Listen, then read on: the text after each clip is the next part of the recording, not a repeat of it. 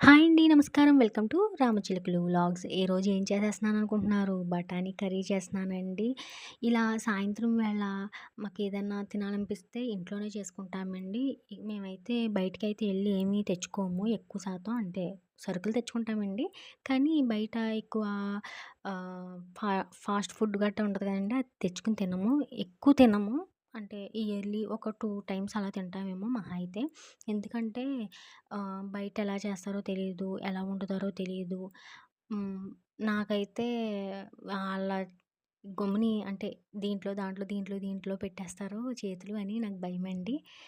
అందుకనే గమ్ముని బయటికెళ్ళి తెచ్చుకోము. మాకేదైనా వండుకోవాలనిపించినా ఇదనే కాదు పచ్చిమిరపకాయ బజ్జీలు కావచ్చు, పానీపూరి కావచ్చు, ఏదైనా సరే ఇంట్లోనే చేసుకుంటామండి. స్వీట్స్ కూడా ఇంట్లోనే చేస్తాం చాలా మట్టుకి. బయటికెళ్ళి స్వీట్లు కూడా కొనము.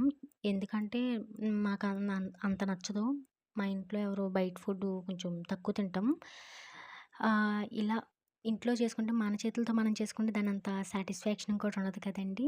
చాలా బాగా కుదిరిందండి. చాలా చాలా బాగా కుదిరింది. ఇదిగోండి చపాతీలు మా అమ్మగారు కాలుస్తున్నారు.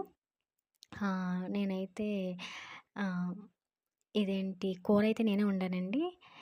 చూసారు కదా! అయిపోయింది. చూసారా ఎంత కలర్‌ఫుల్‌గా ఉందో. బయట మనకి ఏదైతే టేస్ట్ ఉంటుందో అంతకన్నా బావుంటదండి మన ఇంట్లో చేసుకోవడం వల్ల. దీంట్లో కొంతమంది బటర్ ఏసుకుంటారు. ఇష్టమైతే ఏసుకోవచ్చు. మనకి పావు బాజీ ఎలాగైతే ఉంటదో ఆ టైప్‌లో కర్రీ అయితే ఉంటదండి.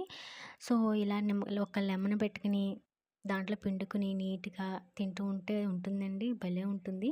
చూడండి ఇది మీకోసమే. ఈ వీడియో మీకు నచ్చిందనుకుంటున్నా. Thank you so much.